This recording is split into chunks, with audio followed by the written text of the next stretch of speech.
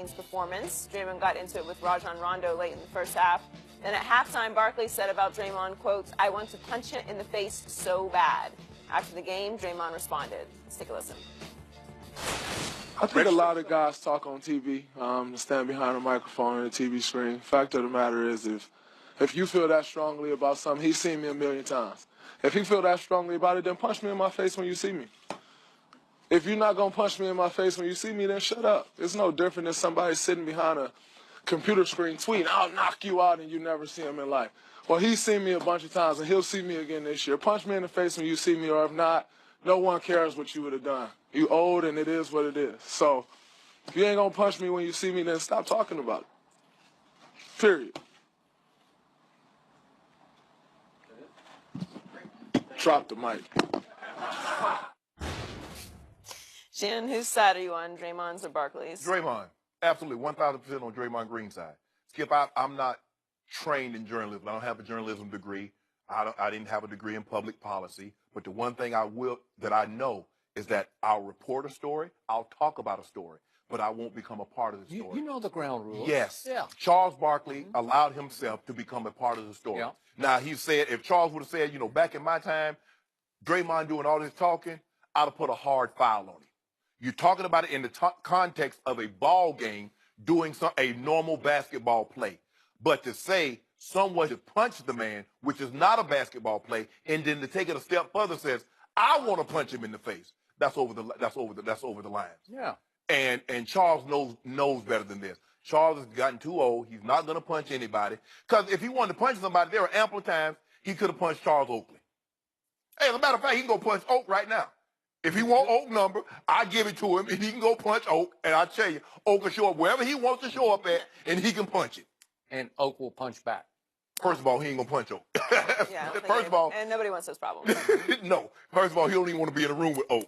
But Skip, why would you do this? Why would I sit back, do what I do, and then say, "Man, if that was me, I would slap such and such. I want to punch this. I want to punch."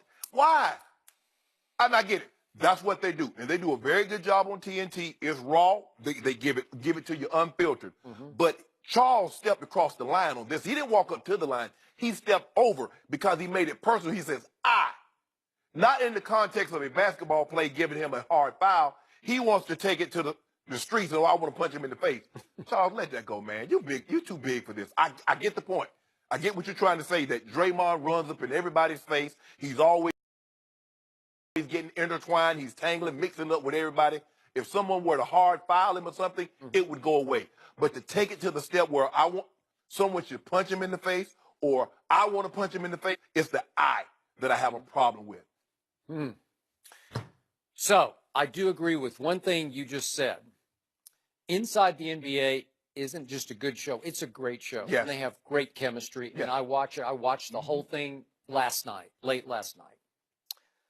But let's take the literal conclusion to what Charles suggests should happen. Let's say somebody on the Pelicans decided, that's enough.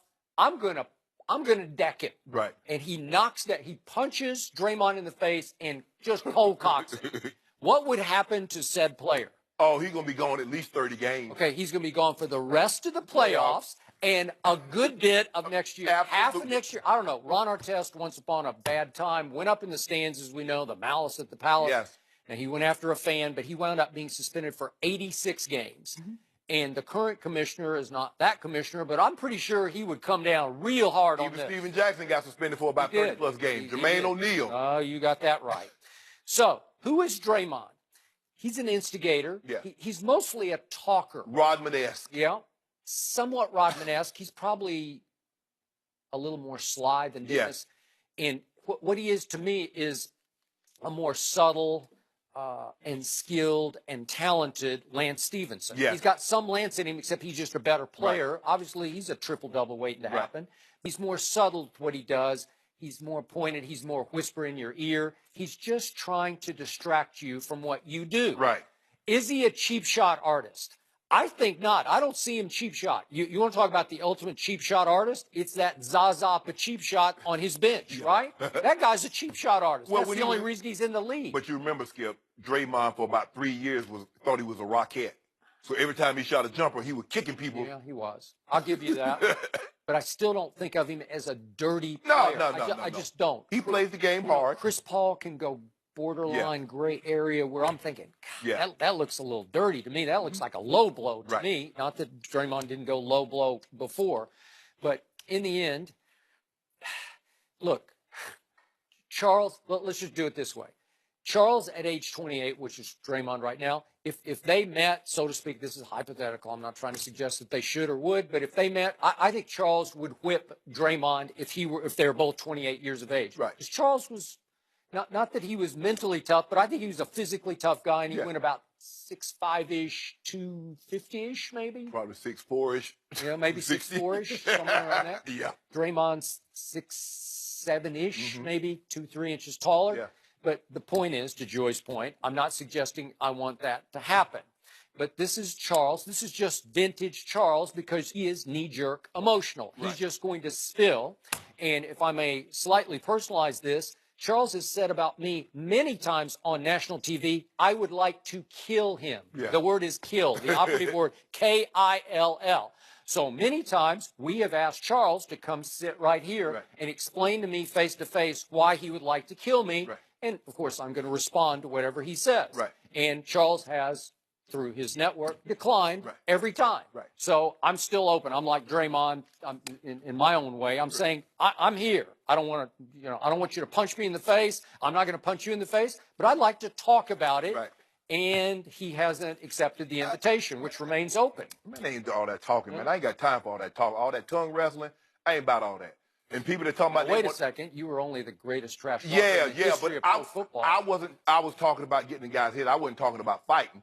Because if you got to talk about fighting, you ain't about fighting. That is true. I will buy that. So when if you're gonna do something, you just roll up on somebody. Oh, what? Bam. That's what. So all that going around and around and this and that, going back and forth. But my thing is, Skip, Charles Barkley's been retired 20 years. And to say, if he wants to say, back in the day when I was playing, guys that played like Draymond, we hard fouled them. And we put a stop to all that foolishness. And they did. I mean, that was a tough era. I was watching highlights of Isaiah Thomas. Isaiah Thomas was literally boxing people. He was swinging at people's heads when he played. Isaiah would have spent 2 years out of the league because if he were to do that, if a guy were to do what Isaiah and what those guys were doing back then, Skip, they'd done away with that. It was a whole different game. And that's why, just a quick reference to last night, Kevin Love late in the game got called for the elbow, which accidentally, I don't think he intended to catch DeMar in right in the jaw, and he hit him flush. But back in the day, Shaq on Inside the NBA afterward defended him because he said, we're taught not to swing the elbow, but to swing your body to protect the basketball because he's fighting for a loose ball, right? You could say he walked with it, but I don't think he had control of it yet. So just me, the game I grew up sort of learning through the 80s, that doesn't get called, man. That's just an accident. Skip, think about it. Dikembe Mutombo used to get the ball and have his elbows out like this here and come around and was catching people. And if you happen to get in his way, it's on you. I bet you won't try to reach in and take it anymore. But I just believe Charles stepped across the line. I get what they do. And like you said, they do a wonderful job. But you can't make it personal. You can't interject yourself into that situation and say, I want to do that to that person. Yeah, I'm with you. Bottom line, to me, if I can translate what Charles is saying, back in his day, we would have taken that guy out with a hard foul. We would have gotten very physical with him, maybe a cheap foul, one that you'd say is borderline, one that they would call today a flagrant foul. Absolutely. Right? And you up out of the game. Yeah. But it's, man. You gotta be careful saying it so literally. Did the Cavs look good last night, or did the Raptors choke? We'll discuss that with Chris Broussard next.